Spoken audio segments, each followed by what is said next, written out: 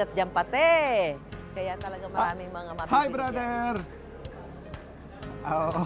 Hi! Ayan. Hello, everybody! Ma'am Susan, Brother Mateo. Hi, Mami Sue Ayan. and Mateo G!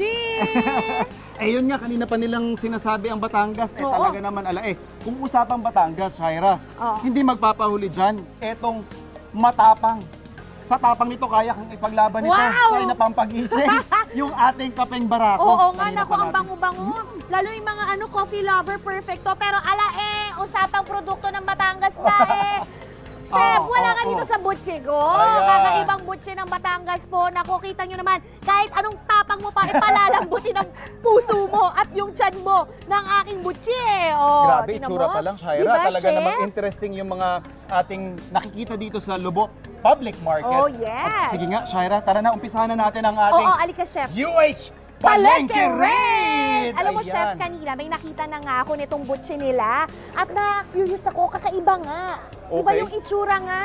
At ito, Uy, ayan, Oo, unique yung pagkakaitsura nung yung pagkakahulma, hulma no? niya eh. Ito, mga kapuso Hi, Shaira, Nanay! ito nakita natin si Ma'am Henya.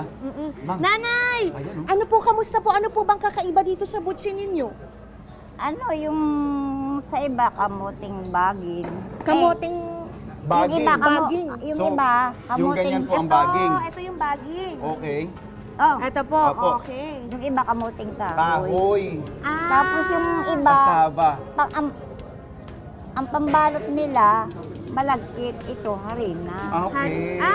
Okay. Kakaiba kakanin to siya. Opo, alam niyo po, Nanay, Chef, yung butchi kasi na alam ko, yung bilog. Binugo, yung may tapos sesame seeds. Sesame seeds spray, Oo. tapos munggo. Munggo, yes. Yung palaman sa loob, oo. Kaya ito, nagulat ako na may ganito palang klaseng Oo nga. butchi at dito lang sa Lubo.